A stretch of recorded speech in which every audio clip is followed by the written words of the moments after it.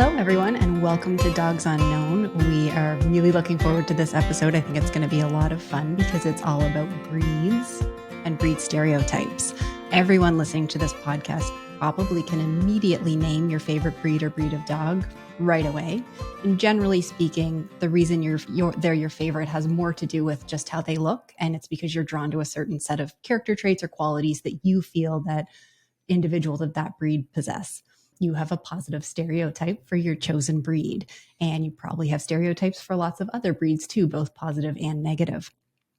But today we just want to explore, are these breed stereotypes we hold really valid? Because the existing research on breed and behavior connections is really a mixed bag. You know, it tells us that some of our dogs' behavior is somewhat influenced by breed some of the time, but that there's also a huge amount of variability in behavior with any given breed. So the science is messy at best.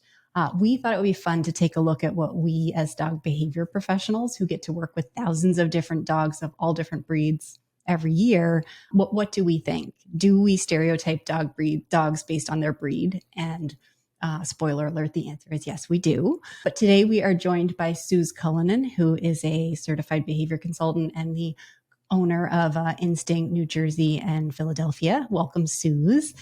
And Dresden Graff, who is the owner of Instinct Fort Worth and also a behavior consultant. And both have, I know, some strong breed favorites of their own. And so we're going to discuss, the ways that we view some of the most popular breeds that we work with when it comes to their temperament and training and general care. So welcome to you both. Really excited to have you here. Happy to be here. Awesome. And we have, for people who are watching video, you can see that the life of a behavior consultant and an Instinct location owner is always busy. So both folks are joining from their cars because they're kind enough to squeeze this in amongst all of their other duties and activities. So yes, very grateful that you can still be here. So let's jump right in. What we thought we'd like to do is play a little game called Guess the Behavior and Training Issues for some of the most common breeds that we work with.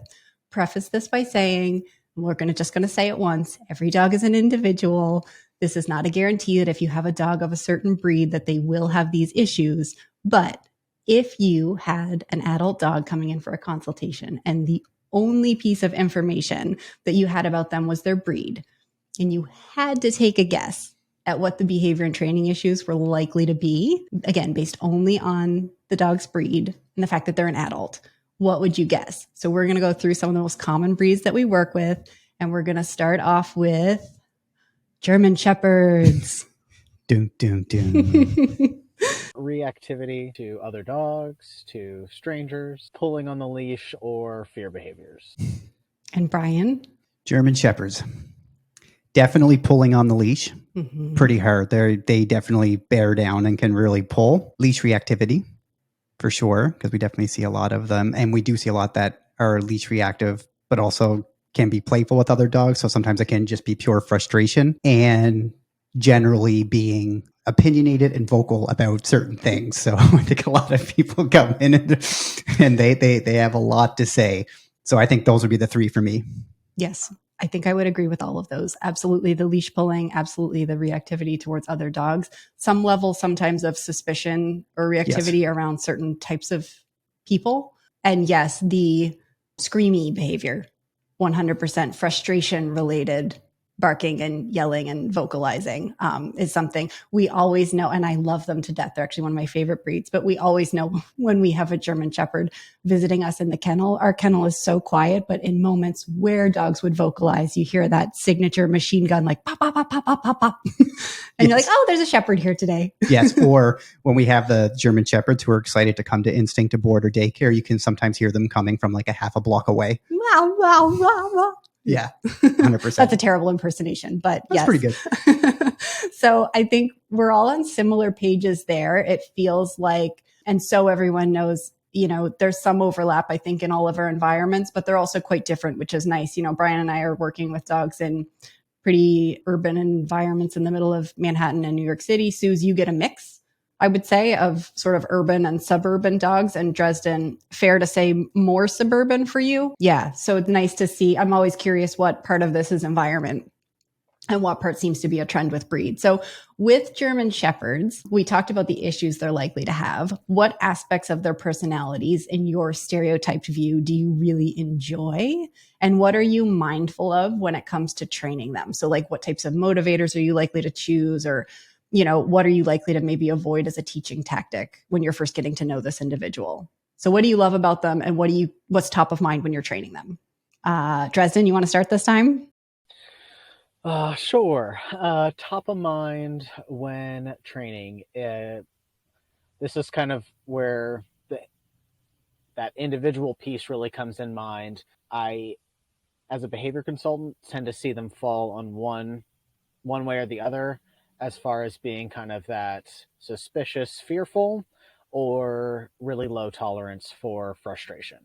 So really fast moving, ready to go, or the don't move too fast, don't look at me, don't breathe wrong, tend to be the two sides that I see most of the shepherds that I get to see fall on. So my priority is always that clarity of communication, first and foremost, no matter which kind of branch of behavior I'm dealing with, whether they are really fearful or whether they do get frustrated really easily. That, again, laying that groundwork of this is what you can expect me to do, and this is when you can expect me to do it, tends to be one of the most important elements that I have in my training plans for shepherds. And then I personally have a shepherd mix. I love them. I love that they're chatty. He is hilarious. He's always telling me stories. He's always ready to work, and he's always up for like whatever. So if we're going for, 6-mile hike, sure. If we're staying home and just, watching squirrels in the yard and curling up with a book, he's like, oh, okay, that's come to him easier in his older age. But yeah, no, he's a riot. Awesome. Cool. And do you mind if I go next, Brian? Yeah, you can go first. Awesome. Okay. Yeah. So I think I absolutely love the partnership sort of dynamic that you can form with a shepherd, and how strong you can make that connection. The social aspect for me, I find them really cool in terms of like, I feel like they can sometimes also be kind of intrinsically reinforced by the act of doing something together. And I really love that part of them. When I'm thinking about training them, I think oftentimes as a reinforcer, shepherds really love toy play. So I may go with that versus just food. With food, I find sometimes them really awkward about taking food from your hand. And I don't know if that's just because they have a really long snout and they're not very good at it. They do figure it out, but I tend to maybe toss food or offer food a little bit differently.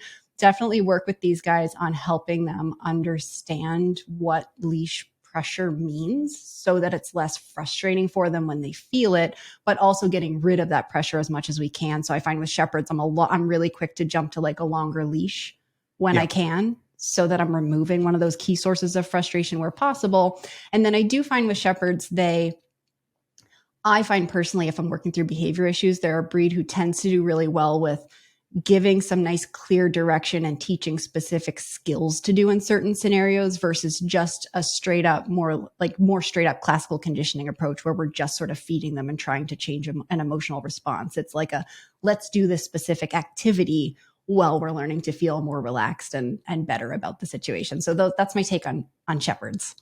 Yeah, I would echo that. I do find them very tactile as well. It's one of the other reasons why I like working with them. Like I do feel like with them, meeting a German Shepherd for the first time or working with them for the first time, I find it's really important to again, if they're comfortable with people and everything, like to invite them in, give them deep pets, deep massages. And also just in terms of like giving them direction, they tend to be very tactile, which I really, really enjoy. Taking treats was definitely something I was going to say. Like just, I don't.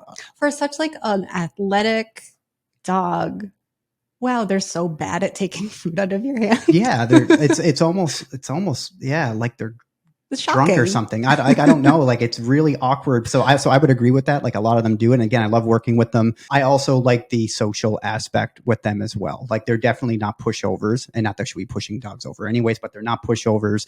They do have their own feelings. They can be a little independent, but also you can build a really nice relationship with them. And I think consistency, like if you can be consistent with them, you can have a really, really amazing relationship they're just a really cool dog. Like I do feel like that bond you can build with a German Shepherd is just really, really special. 100%. And they just look badass. Like I love how German Shepherds look. They have like a total 80s vibe with like the jean jacket and the shades, like the Ray-Bans maybe. Yeah, and they like fly like a fighter. They're like a fighter pilot almost in my head. Yeah. Yes. Yeah. Absolutely. So I love that. Thank you so much. I'm sure I would love to hear how German Shepherd owners agree or disagree with what we're saying. So moving along, unless anyone has final thoughts on Shepherds, moving along. So the next one that we're going to do is Doodles, specifically Labradoodles or Golden Doodles. And so we're going to start again with, if you had to guess the behavior and training issues, what would you guess? Brian, you want to start? Sure. So we get a lot of Doodles, and like just a lot of Doodles. They're very popular right now. So lots and lots of experience with Doodles.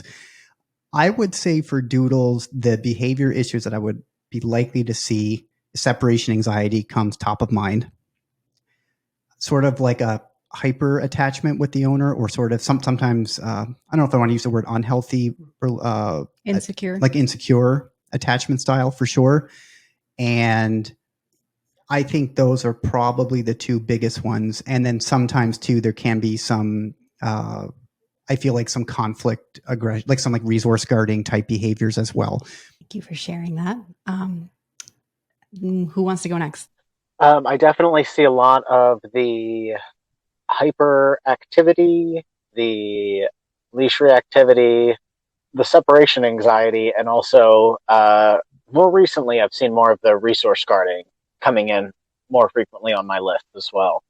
Yeah, I would agree with that. I think the only thing I would also add there is I think we see a lot of Doodles who tend to struggle with a ton of overexcitement in greetings with their owners, but also just with guests in general. So lots of like really, really high levels of excitement and greeting. But the separation anxiety for me is absolutely the biggest one, along with that sort of stemming from like what feels like an insecure attachment. Like they love really hard. And sometimes it takes some work to help them feel more confident about their attachment with their owner, regardless of the owner's behavior. I think they just sort of can tend toward that type of attachment. So, but what do we love about them? What do we love about Doodles? I can share. Yeah. I think they're like bouncy and have like an incredible zest for life. I do agree with, I think Sue's mentioned that some of them are very skilled players with other dogs and can match up really well, as well with like a Pittie or a more sort of a gregarious player, or with like a softer style dog as well. I do find some of them to be quite adaptable in terms of their play style, and super smart, but sometimes that's not a good thing. But I do find them super sharp in training, like really motivated to learn. But I think that kind of zest for life piece for me is like, it's just cool. You know, they're generally like pretty happy and bubbly about being alive, I think. Yeah. Yeah. Yeah. That's what basically I was going to say as well. It's just that I was going to use the term zest for life as well. There's never a boring day with a Doodle. Let's put it that way. So there's lots of good mischief that they get into. They just take it a day at a time, and they will make your life interesting in lots of good ways. So I love them for that reason. Yeah. And I would say training wise with Doodles, I think it's this interesting mix of like, I'm really mindful of not accidentally reinforcing some of those more excited, almost bordering on frantic, like offering of behaviors, and focusing a lot on some really calm relaxation work. But then also at the same time, making sure if I'm teaching skills, I am making training really fun and playing into that natural drive to do things. It's like a fine line to walk, I find, because they're so enthusiastic about doing things. It's easy to actually create this dog who's like, what now, what now, what now, what now, what now, what now, what now? Yeah. You know? And I would also add too, I think one thing I've noticed with Doodle puppies is they're so stinking cute that everybody wants to come up and touch them and pet them and do it. And sometimes there's puppies where like they don't want to greet every single person. And so just because they are so cute, they attract a lot of attention.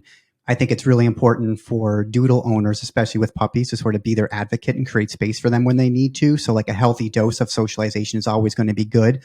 but I almost feel like they can get overwhelmed sometimes as a puppy, and that can create issues later on where they're like, hey, people don't leave me alone. So I have to be a little bit more proactive about that. I love that one. I do feel like sometimes that's where we see some of those handling issues stem Uh-huh. from.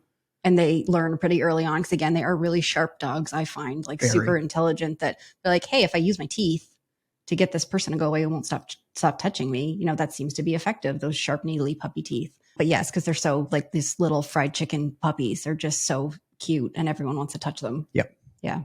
I love that you brought that up. Yeah, I think that makes sense. Anyone else have thoughts to add on Doodles, or did we capture most of that?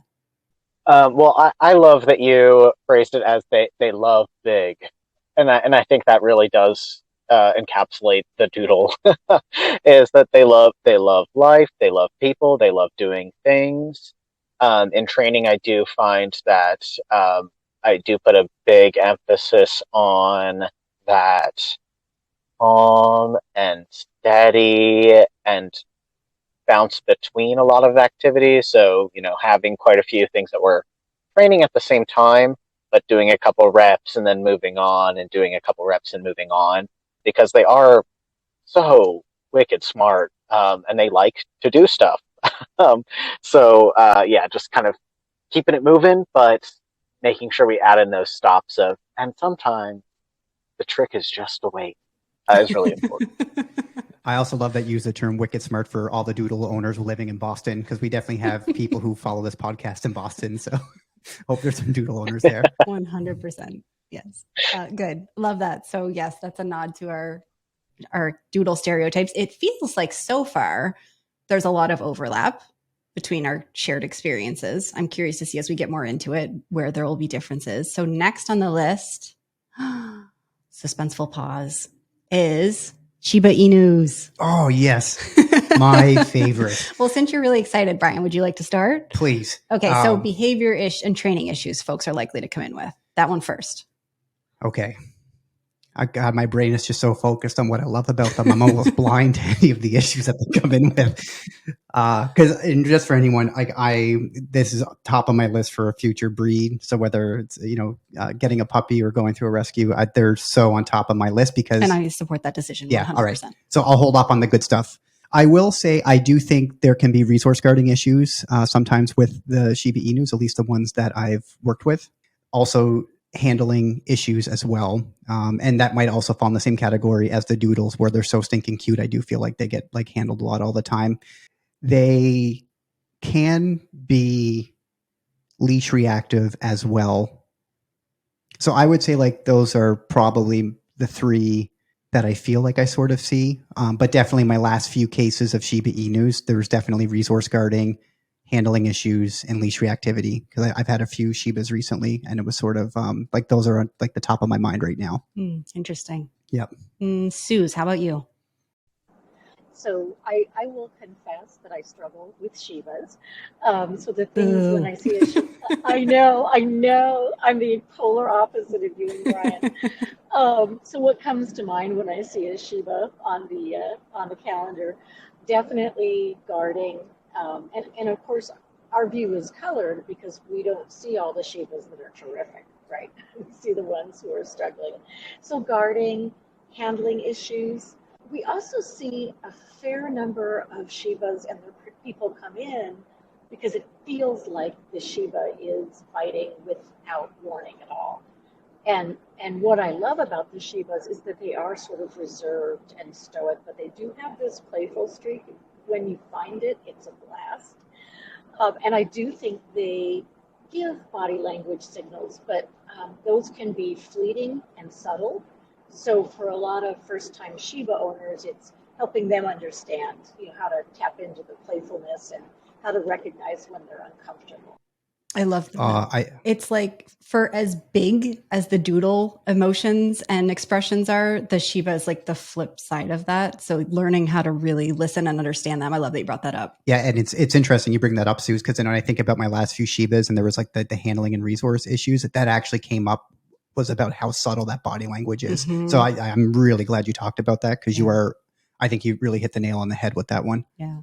And I think I would say if I think about Shibas and sort of their issues, I do feel like a lot of it tends to stem from them maybe just having a bigger personal space bubble or a different level of comfort with contact than a lot of other like typical classic breeds, like classic pet dog breeds have. So that when we talk about handling issues, I feel like it's more so just stems from, again, like they're more likely to find that stuff offensive and to maybe not have been listened to early on. I think even with some of I do find them to be dog selective, some of them. I find that if there's leash reactivity, it's again more so because they've been in situations where maybe an owner has done a ton of on-leash greetings or let other dogs come up to them a lot. Like I find most Shibas perfectly content to mind their own business and pass by other dogs or other, stimuli. It's just if they've had that bigger personal space bubble invaded over and over again, then they can get to a place of leash reactivity. Yeah. But I think that's what comes to mind for me. Justin, anything standing out as different for you for your Fort Worth Shibas? We actually do not see a lot of Shibas down here at the Fort Worth location. I find that at least right now, most of the people who have Shibas tend to do a lot of research and really make sure that they want a Shiba before they get one. So, that more aloof kind of personality. But when they do come across my board, it is almost always for handling or resource guarding. When you were talking, something struck me, and I actually hadn't thought about it in this frame until now.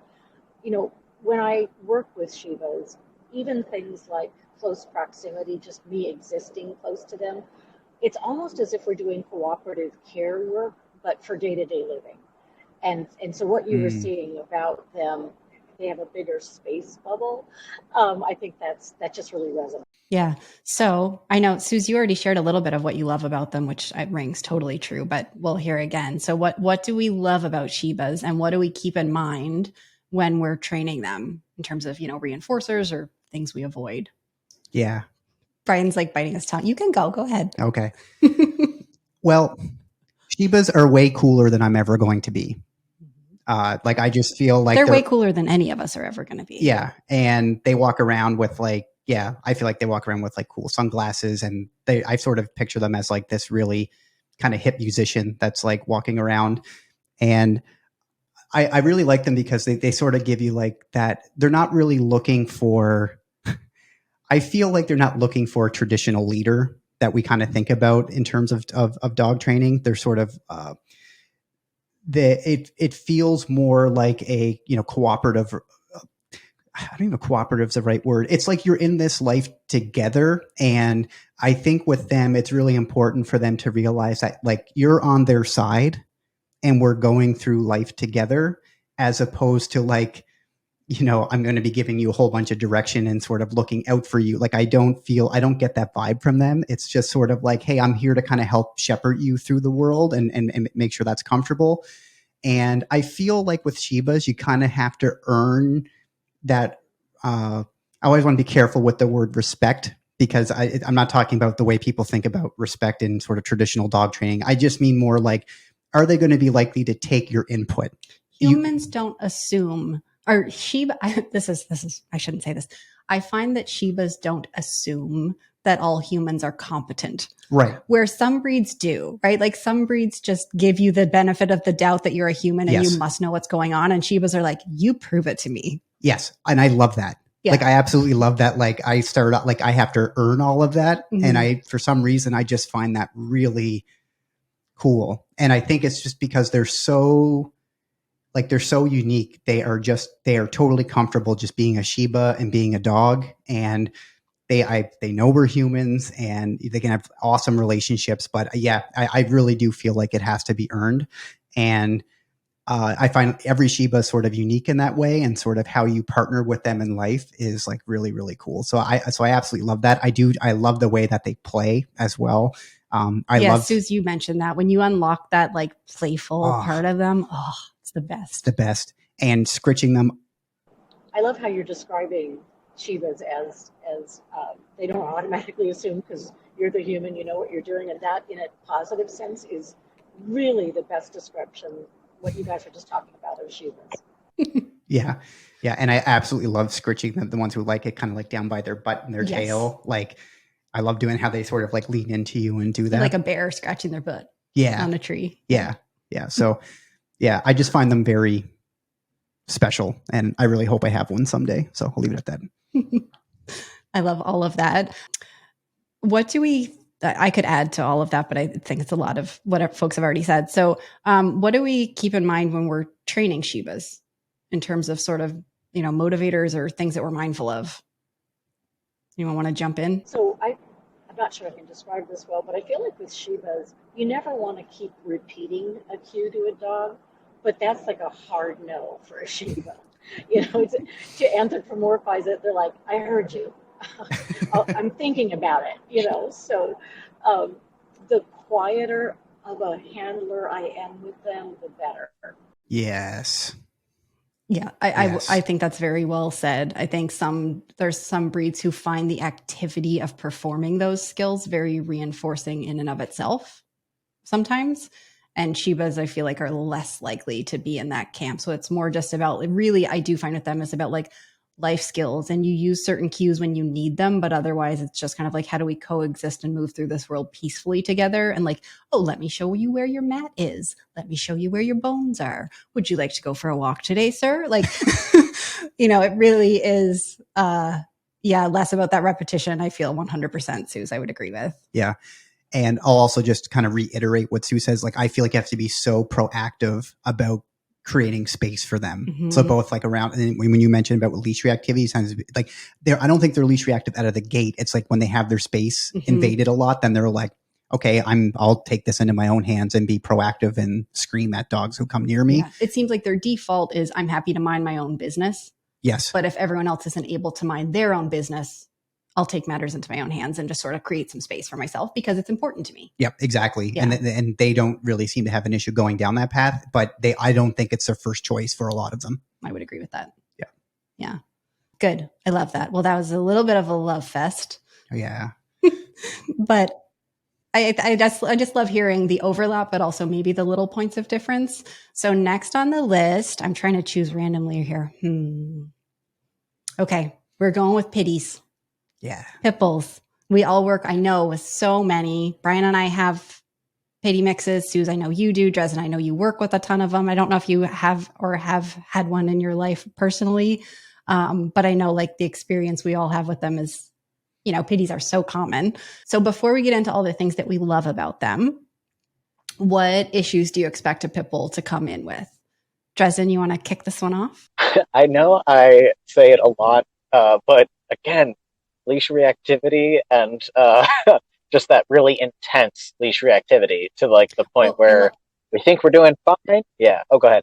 Yeah, I was going to say, I love that you started with that one because leash reactivity is obviously a super common issue across dogs, but clarifying like maybe the type of reactivity and what it stems from, like shepherds are frustrated. Shibas have their space invaded a lot. Like, where do you view in terms of Pitties with that leash reactivity? I know you said the hyper explosive stuff, but like, where do you feel like a lot of times what's that rooted in for them kind of emotion wise? Put you on the spot a little bit there, but. Again, depends a lot on our background here. I do see a lot of the more frustration based kind of explosive stuff because we do have a lot of opportunities down here in Texas where we have huge dog parks that are acres big, where dogs do get to go and play quite a bit in big, really appropriate spaces. So they do kind of latch on to that. I see dogs and I get to go, go, go and do this really tactile play. So I do see a lot of that kind of frustration-based leash reactivity down here.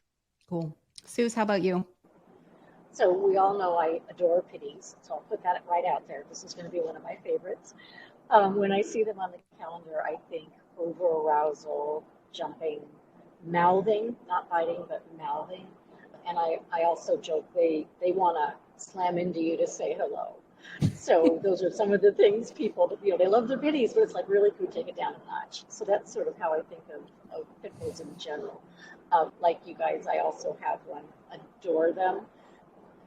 It's a lot, and you got to sort of be ready for that. It's very different than a more, I don't want to say biddable, but some of the more pet home breeds that we see.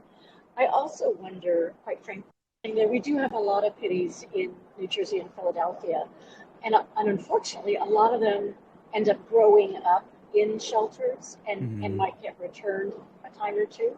So when I see a Pittie on the calendar, I'm always going to think about going back in their development and getting the impulse control and, handler attentiveness and that, yes, they are the world's biggest lap dog, but that's not always what's needed. So that's what we tend to work on that they might have missed if they were in the really good shelter system still, they're going to need help there.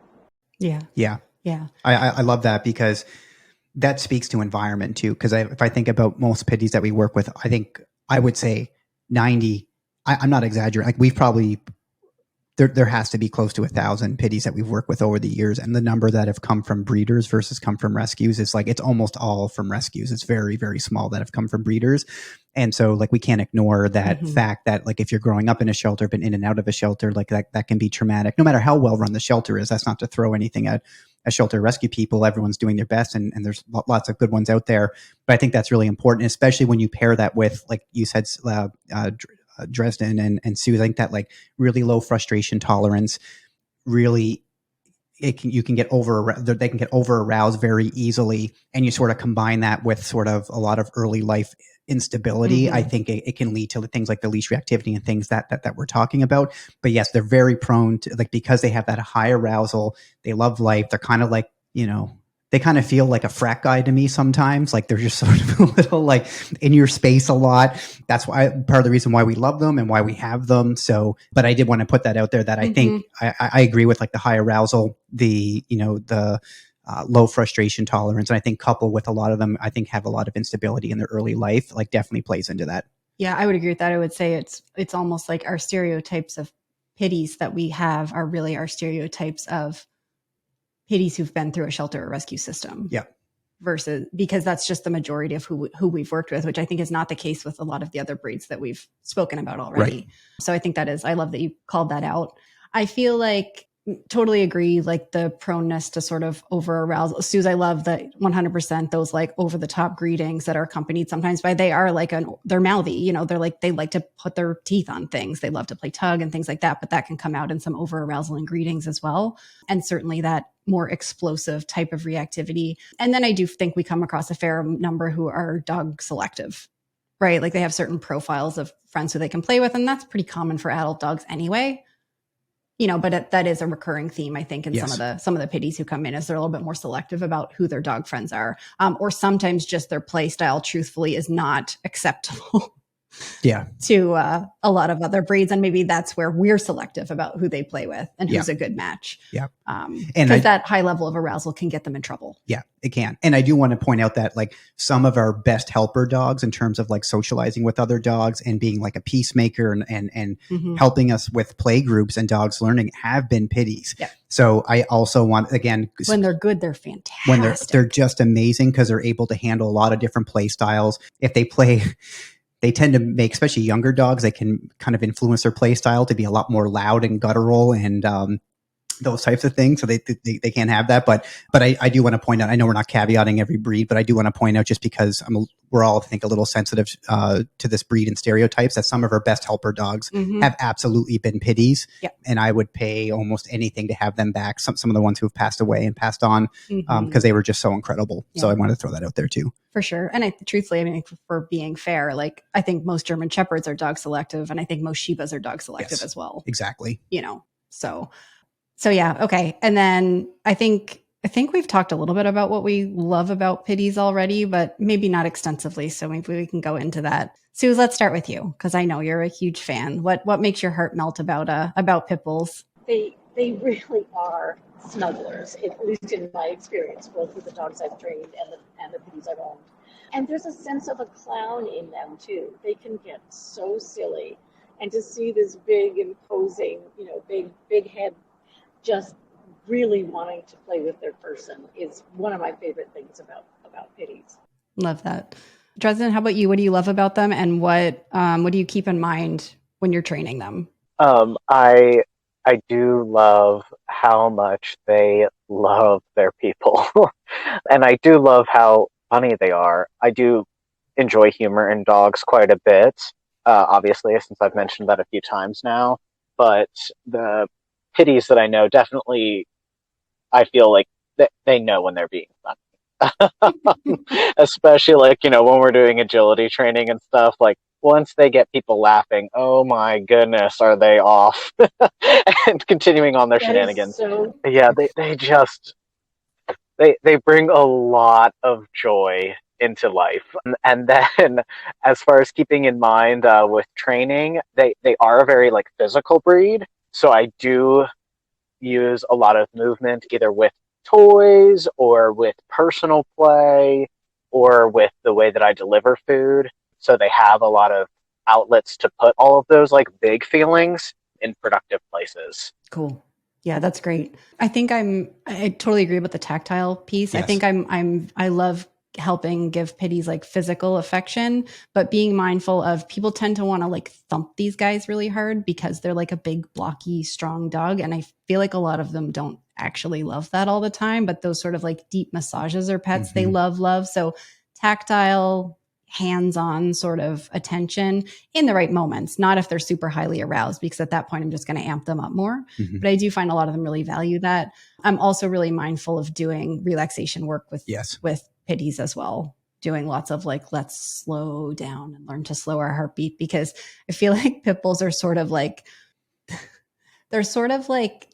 fluctuate between, when you get in the car and it's quiet and you left the radio on way too loud. It's like you turn it on and it's suddenly at like a really high volume. I feel like they're like couch potatoes and asleep, or they're at like level 12 out of 10. Yep. And so it takes some work to help them learn to exist at sort of a more medium level of noise some of the time. And we love that excitement as well. And you need to give them outlets for it. But like that middle ground, I feel like is important to help them with. Yeah. And also switching between. And I think like being able to like go up and get really excited and come back down, and go up and get really excited and come back down. I find that's really important for them. I just wanted to add, I agree with everything on the tactile side. I also feel like one of the reasons why I love Pitties, especially if you're training recall or things that involve movement, like that sort of shoving behavior, like into their chest. So if they come to you, you can kind of like shove them backwards and then move back. The pushing back and forth. Yeah. The pushing back and forth. And I find they're really into that. And so I would agree with you, not as much about the thumping, but like the deep massages, and also like kind of like that pushing. Giving them a chance to push back against your sort of hands placed on them. I feel like they really love. Yeah, absolutely. And again, dog dependent, and you have to sort of start small with that and make them feel like, yes, this is a friendly encounter that we're having. Yeah. But yes. And I'll also say, because I know I've talked about this, I've been in this field for 15 years, but I was bit as a kid and was nervous of dogs growing up. And it wasn't until, you got me volunteering. And I honestly feel like it was Pitties who really made me love dogs. And I'll never forget like learning to get comfortable with them, and just like that big blocky head and that big giant smile right in your face. And I'm not recommending you go face cuddle dogs, but there's just something very special about that. And I know for me, I have that connection with them, because I don't know if I would be doing this for a living if we didn't have that experience. And also having Buster, like our first, dog, we had it through instinct. And I just feel like they're really special for me, for that reason. Good stuff. Okay. So moving on from pit bulls, let's switch gears a little bit and talk about Huskies. Yay. All right. So when you see a Husky on the docket, what do you anticipate might be the behavior and training issues that they're coming in with? Brian, you want to start? Sure. Separation. I was going to say separation anxiety, or it could just be like issues with confinement. I don't know how much it's related to the actual caretaker, which, or the relationship, but just more just like being confined is very hard for them. And so that's definitely one, is how do we leave them home alone appropriately, I think is probably number one. If you get a Husky, they're probably going to pull pretty hard on a leash as well. They can be leash trained, but you're signing up for that if you're getting a Husky. So I definitely feel like leash pulling for them is definitely there. I would say like those are probably, and the third one, kind of the same thing with the German Shepherds. They can also be a little loud. A little. Yeah, very loud. They can have a lot to say, and they're going to say it. And, Yeah, but I would say like for me, like the confinement issue is definitely one that comes up like over and over and over again for sure. And I would say like leash pulling is the other one. Cool. Dresden, how about you? Yeah, I think hand in hand with the confinement issues are the coming when called issues are, right up there. People have trouble keeping them in the backyard, even if it's a very nice fence, and then they have trouble getting them back when they get away. So finding appropriate ways to work on those skills.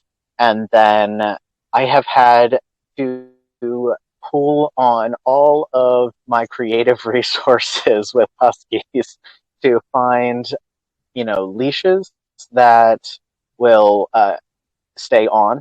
I have seen some of the most interesting and creative evasive maneuvers from some of my Husky clients where I was like, I don't even understand how you unclipped that by just doing a backflip, but here you are and there you are.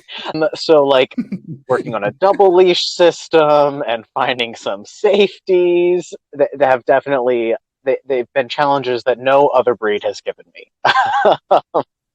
So yeah. That's so funny.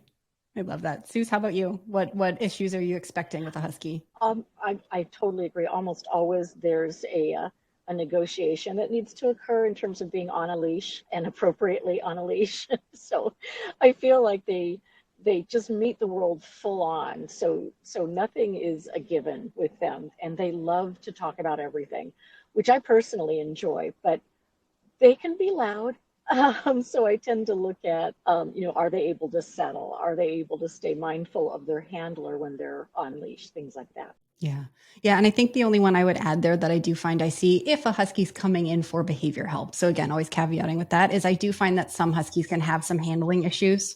They can be sensitive, not unlike a Shiba, except that the Husky will tell you the whole time that they're not happy about something, where the Shiba is real quiet about it. Like the Huskies really obvious about their feelings, but I feel like they can also, as much as they can love physical attention when they love it, they can also be, I think, more sensitive to certain types of handling and grooming and whatnot. So sometimes I do think we see dogs come in with some handling issues and maybe snappy, bitey stuff related to that. Some Huskies come in. I think that's the only one I would add, but fully agree with the confinement, the ongoing sort of confinement issues and leash pulling, certainly, and general lack of responsiveness versus some other breeds.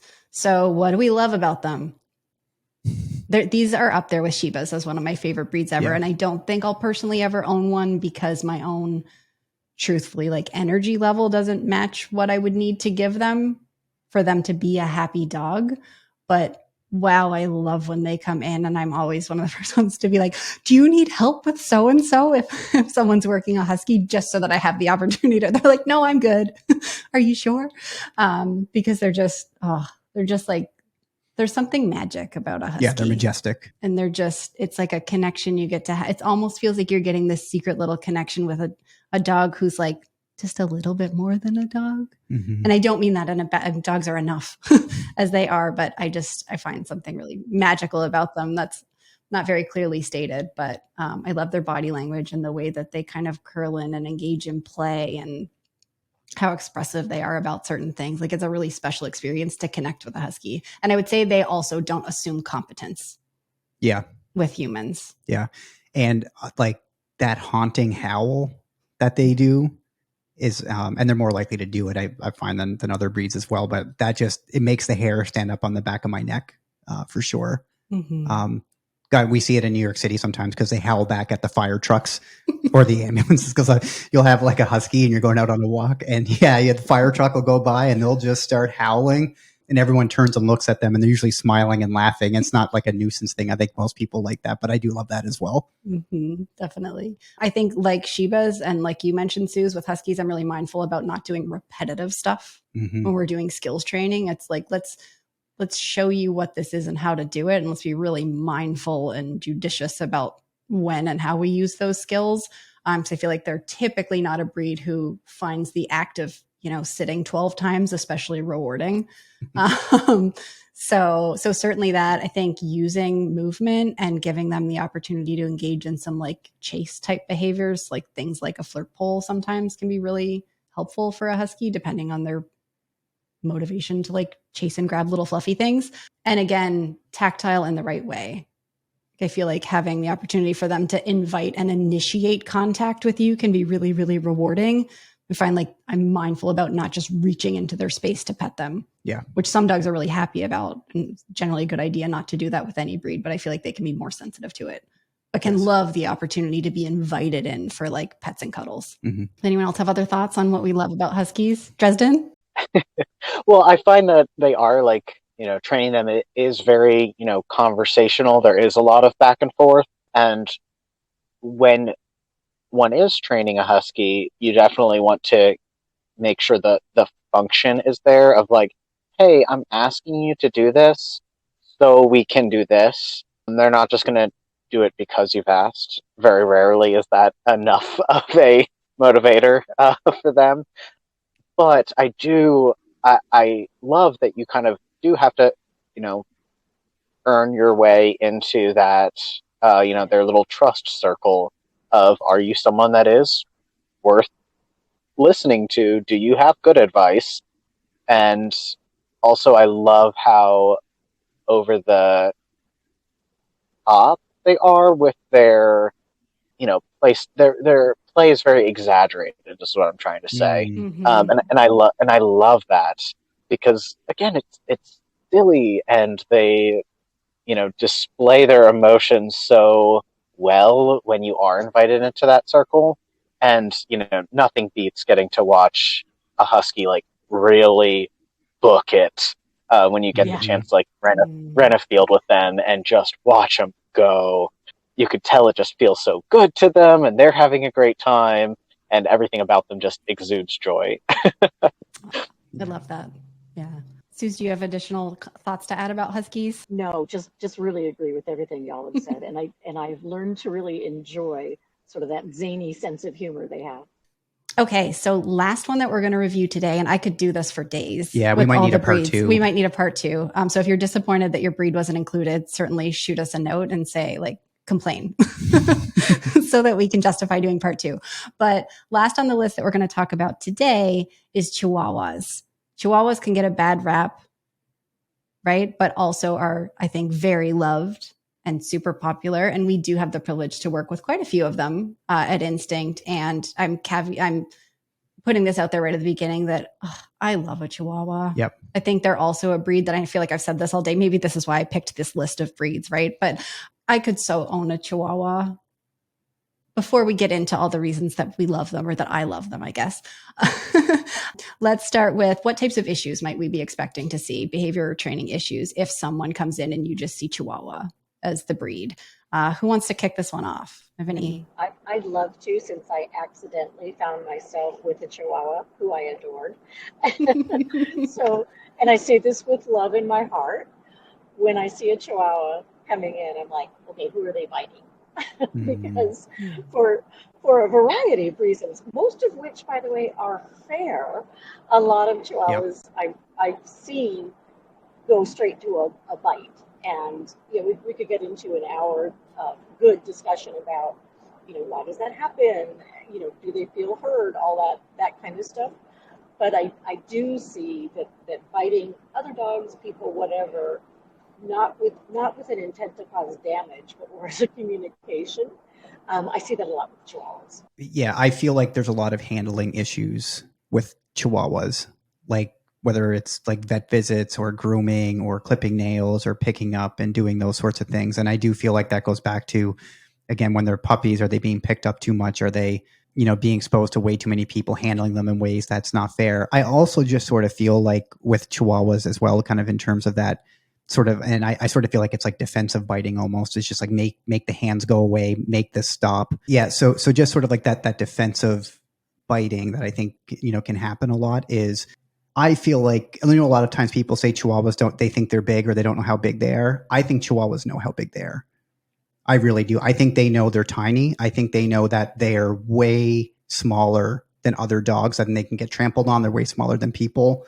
And I really feel for them because I do feel like they know, and we have to be very careful about the dogs that they're getting exposed to, who are they playing with? Same thing with people. How are they interacting with them? Because I do feel like they understand that. And that's not like, I know some people say like they have like a Napoleon complex or whatever. And that always makes me angry. It's like, they're just small and they know how small they are. So if their signs aren't being listened to, all they have left is to use their teeth. And the consequences of being that small and someone trampling on you or doing that, you can get like really hurt. And so I feel a deep empathy for Chihuahuas like that. And I also know we'll talk about, like, I've seen so many Chihuahuas that are so resilient and they love people and they love dogs. And I honestly feel like it's generally been owners who have been very careful in that socialization period about how they're exposing them to different things. And it's really, really important to be their advocate for these dogs, because I do feel like there's that safety thing. And I have no idea if they know how big they are, but that's just how it feels to me.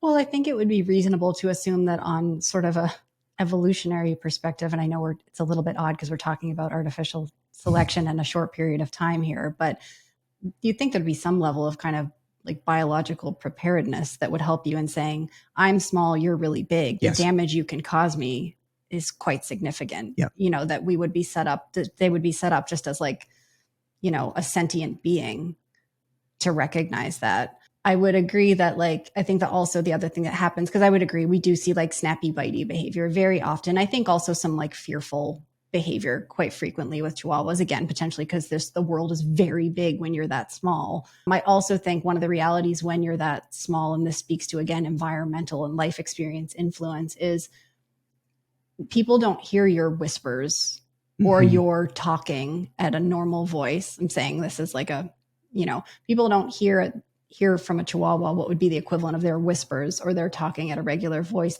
We only listen to them when they shout. Yep. Right? We only listen to them when they get really angry because they're so small that either those signals are really easy to miss or we just don't take them seriously. Yep. Where we might take it a lot more seriously with something like a German Shepherd or a Cane Corso or like, you know, a larger breed who's a little bit more imposing. Yep. We might be quicker to listen to some of those lower level signals. So I don't know if it's so much that Chihuahuas as a breed are prone to biting or that Chihuahuas as a breed are prone to have some of their more subtle signals ignored more often than other breeds. I think it's the latter. So they resort to biting. Yep. Yeah. I have a lot of small dog thought, but no, like going off of what y'all were just talking about, is it might not always even be so much that their, you know, earlier warning signals are ignored, but if you think about it in context of how small the dog is and how quickly the perceived threat is approaching, they don't have as much time to bend in those, you know, freeze, stare, growl, grumble, you know, zones, whatever you want to call it. So they do need to escalate for their safety much faster. Yeah.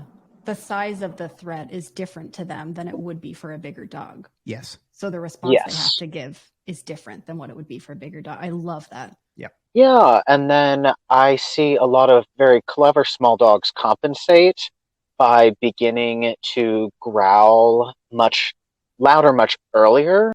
So people almost get offended, you know, like, oh, my dog is growling at me because I passed 6 feet away from them on the sofa. But it's not about you passing 6 feet away on the sofa. It's about all the times that you've come up from behind them and suddenly scoop them up. So they're trying to set their perimeter much earlier so you can hear that they're going, hey, I'm napping, I don't want to be bothered.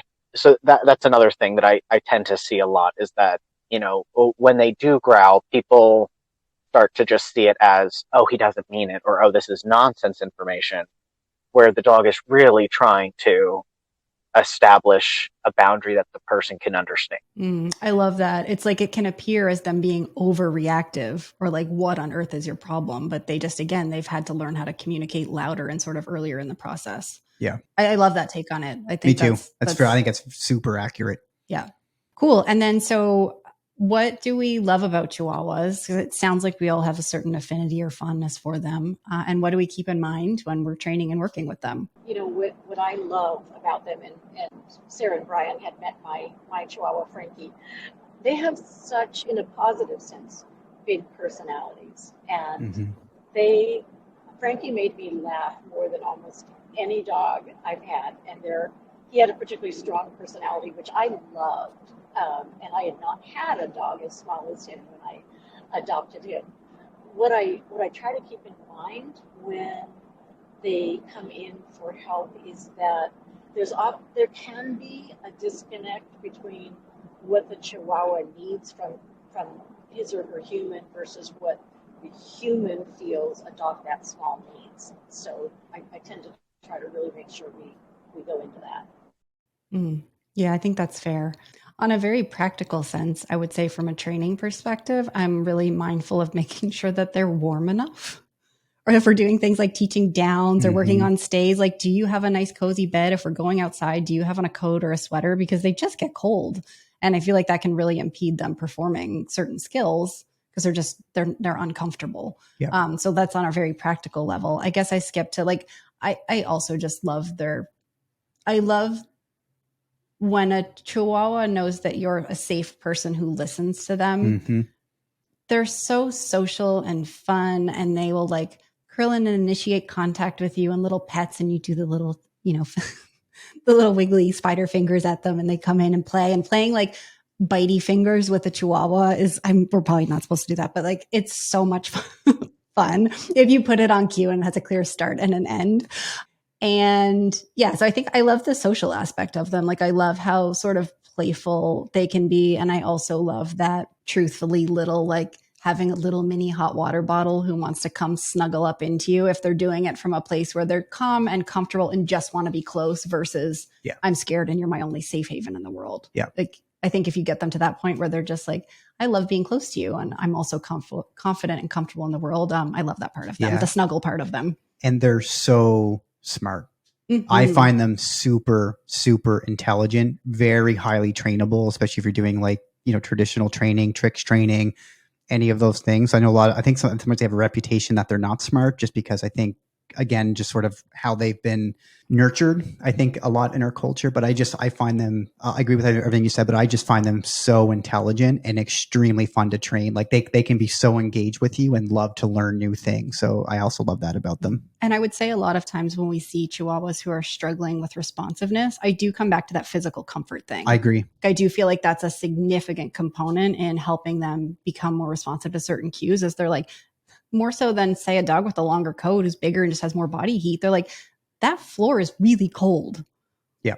Like, so at least when I'm learning a skill, can we work with something that's a little bit warmer and more comfy and maybe build up? So I feel like that's an ongoing thing that I see is just like, are they physically comfortable? Yeah.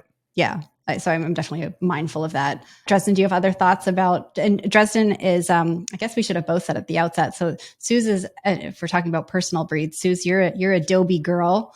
And Dresden, you have Papillons. So I loved how you chimed in and said you have lots of small dog thoughts. So I'd love to hear your take on Chihuahuas, like what you love about them and what you're mindful of when you're training them. Yeah. So like you said, I have Papillons, which are, essentially the French cousin of the Chihuahua. But I think small dogs are so underrated. You can meet all of their physical needs in an apartment. They are so happy on just like being, down here in Texas, I call my Papillons like, my little truck buddy, where like they're so happy to, pop in the car and see where we go. And okay, we're sitting in a cafe. Awesome. Can I just curl up at your feet? Okay, we're going for a little hike. And like, these dogs they can get their steps in. They're not slouches. So they like to go on little hikes and they can do everything a big dog can do. They're just such like, they're an accessible little breed. They're an accessible little dog. It's so much easier to get everything that you need to do to make them feel really, really fulfilled, even if you have a small space or a small, network that you're working in. Yeah. But I find that they are extremely trainable, but I do love what you said about, when you are a trusted person, because again, if we go back and think about some of their, personal space, issues, if that's what they're perceived as, where their requests or needs have been denied over and over and over again. And then we kind of have the audacity to be like, you should be listening to me when I'm asking you these things. Of course, the dog is like, excuse me, for what reason do I have? Where have you met me halfway on anything? So I do think that is something that people really need to keep in mind when working with small dogs is that they often don't feel like they have a lot of agency. So they get scooped up, they get moved around, their growls get ignored. So making sure you set that foundation of trust and guidance and comfort goes so far as to, just make a whole world of difference. Yeah. Yeah. And I think on that point, I would agree with you. I think for any sort of small breed dog, like knowing they are still dogs, they can and do enjoy doing lots of things that a bigger dog would enjoy doing. Just add with the caveat that because they're so transportable, sometimes they do get taken everywhere or taken to lots of places when maybe that's not actually what they want. So I think it's really important to look at the individual dog in front of you and say, is this an experience that they like? Should I be bringing them just because they're easy to take along? And if they do, it's awesome because they're so easy to take along, so like it's so easy to include them in things if they enjoy it. So I think that can be like a plus and a minus. So I love that. Thank you so much. Oh, just one more thing. I do love that, toy dogs really are like, because we have selected them for this, like a lot of the times they like my one Papillon, Ivy, she just wants to be in my lap and would love to just stare into my eyes for hours. That's where she would love to be, just next to me, either by my feet or next to me on the sofa, and just to gaze lovingly at each other for, a little while before we move on and do other stuff. And I feel like that's, what a lot of people imagine when they get a dog. And I think sometimes that they overlook the smalls, but that's her. That's what she would love to do. And I do enjoy that. Love that. Yeah, that's awesome. So with all of that said, if we wanted to kind of wrap up really as quickly as we can and say, in what ways, because when we hear the word stereotype, generally we're not thinking about something positive, even though there can be positive stereotypes, but those still can be harmful.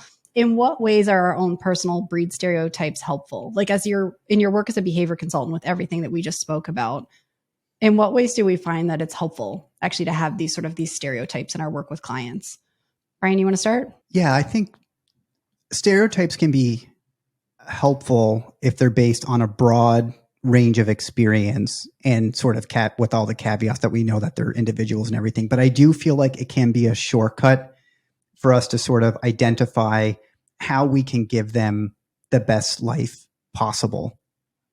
Right? Like, so if we know like a husky likes to run, or if a German Shepherd loves to play tug, or like whatever stereotypes that we have, I do think it can be helpful in terms of giving us some shortcuts in terms of, hey, what are some activities that we might want to try?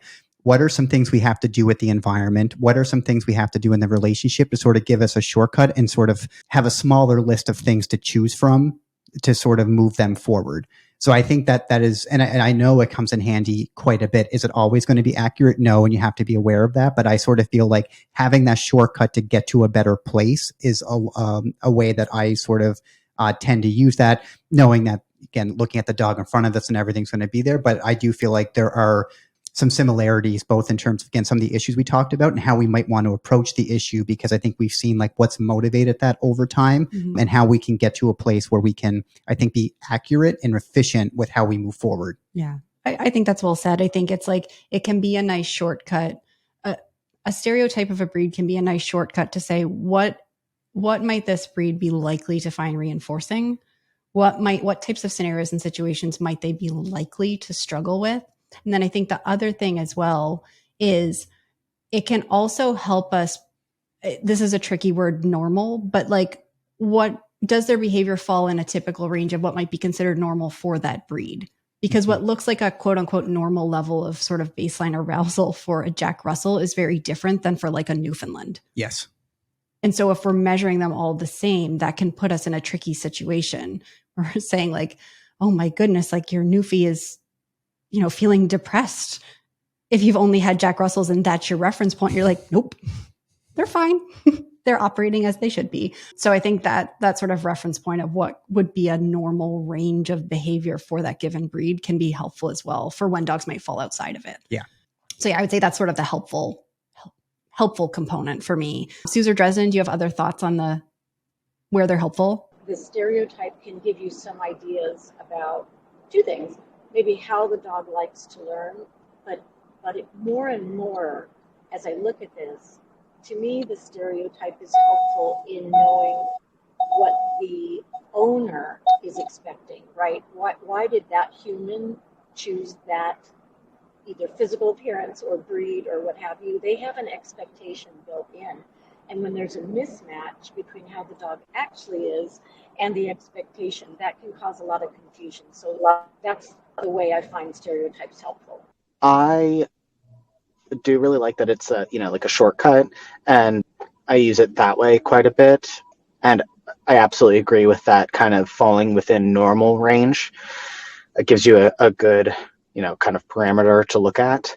And then also I find it really helpful from the consulting side of things.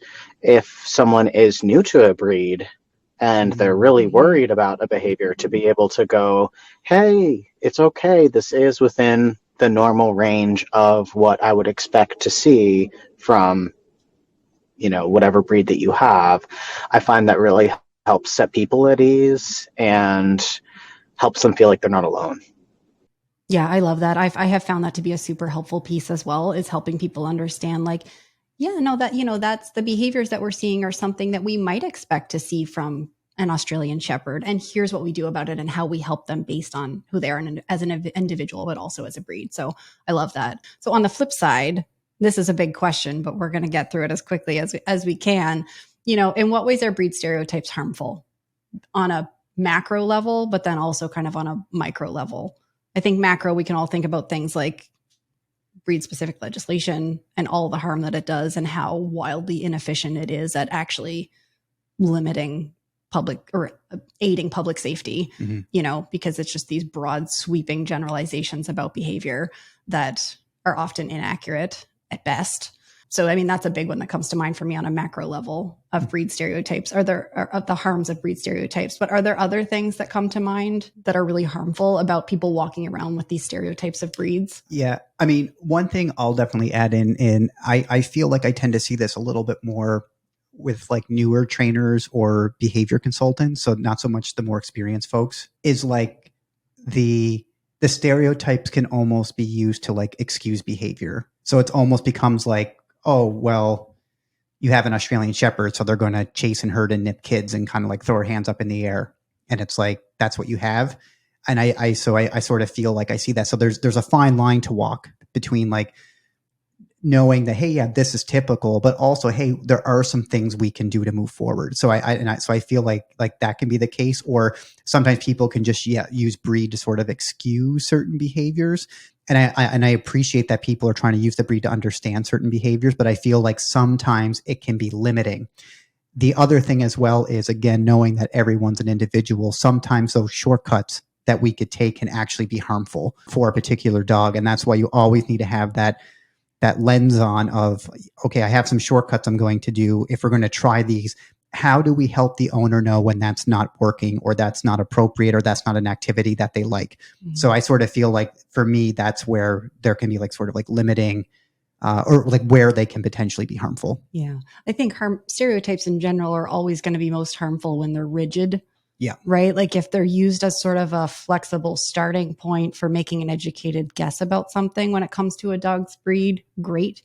If that stereotype becomes rigid and we refuse to sort of veer off from it when we actually see the individual in front of us, then that can be really harmful.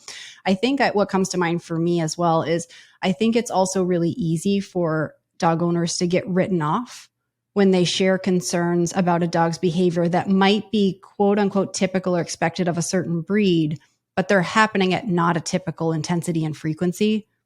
So someone's like trying to tell their vet or their trainer or their friends, hey, my lab is like really wild about stealing food and eating everything. And they're like, oh, that's just labs. Mm. But, we have seen dogs that it's not just labs, right? Like that dog does not fall within what would be a normal or typical or behaviorally healthy profile. They're really struggling with what almost would be, not to use like a medical word, but like a more compulsive sort of need to seek out and grab food or edible items. And that's just one. I think another one is like, we've had Jack Russells or someone's like, my Jack Russell really struggles with over arousal, and they've been written off as like, that's just a Jack Russell. Like you got what you got. But if we did a dog who's really struggling with a lot of anxiety issues, and that was where the arousal was coming from. It had nothing to do with the dog's breed. Yeah. And sort of that one on the lab, we've seen it where like it was dismissed even by, again, not to throw veterinarians under the bus, but it was even dismissed by veterinarians that, hey, they're just a lab. And then when they pushed more and saw a specialist, there's actually something significantly medical going on. And that's happened more than once. Yeah. So yeah, I mean, it not only just from like a training perspective, from a health perspective. Yeah, it can get in the way of a dog actually getting the care or training or support that they need if it's written off as like, oh, that's just a breed behavior. Yep. Susan Dresden, any other additional thoughts about, the harmful aspect of having these breed stereotypes that we're all walking around with? I think, in particular, dogs that are stereotyped as snuggly, like Doodles and French bulldogs, they're still dogs, they're individuals. And so I think they have to deal a lot more with people rushing in to hug them who they don't even know. I think the stereotype works against them in that setting. Yeah. Yeah. And I would say too, kind of on that level, it can make it really hard. It can almost prevent someone from seeing the individual that their dog is. Like if someone's like, oh, I love, Labrador retrievers, and so I'm going to go get a lab, but then they fail to see who their lab actually is because they just have this checkbox of what they're expecting the dog to be. And it can almost put blinders on them. So you lose sight of who your dog actually is as an individual. So I think in that way, they can be harmful as well. Absolutely. I think you guys all did a beautiful job. I'm sure that we all have cases where we've had a dog that, you read the intake form and you go, okay, yep, that's a doodle. And then you go and start working with the client and you go, whoa, this kind of difficulty with hyperactivity arousal is common in the breed, but this is way beyond what I would expect. And, almost verbatim, having that same situation of they go to the vet and the vet goes, okay, yeah, but you have a golden doodle. And it takes a little bit more pushing that's where, keeping good notes and writing it down and having something and, working with a behavior consultant can really help give you that extra framework that you need to get your dog to the point where that they're getting the right help and the right referrals. Yeah. And I think that can speak to too, just sort of what's needed in terms of the complexity of the interaction. Like breed stereotypes can be really good at just shutting down curiosity. So if it's something that you're bringing up in a 15-minute veterinarian appointment, it's really hard for the vet to dig in and say what's really going on. Yeah. So you default to that quick sort of and that, that could happen with any kind of professional in one of those short interactions. So I think to your point, Dresden, that's where like meeting with a behavior consultant or doing a more in-depth consultation with maybe a vet who has a special interest in behavior can let them peel back some of those layers and see what's really going on. Yeah. Cool. Good. Well, this was a super helpful, I think it was a fun episode. I really enjoyed it. And I hope people walk away with like, yes, behavior consultants do have stereotypes of certain breeds. We have certain things that we kind of tend to expect to see if a dog is going to present certain issues. We have things that we tend to love in terms of character traits and personalities of certain breeds. But we also are very adamant about always remembering that every single dog is an individual. Stereotypes are a starting point at best to go from, and we need to be prepared to depart from them pretty darn quickly. But I hope if for the breeds that we discussed today, it reflected some of what you see with your own dog. And yeah, we may have to do a part 2. Yeah. All right. All right. Thanks so much, everyone. See you next time. Bye.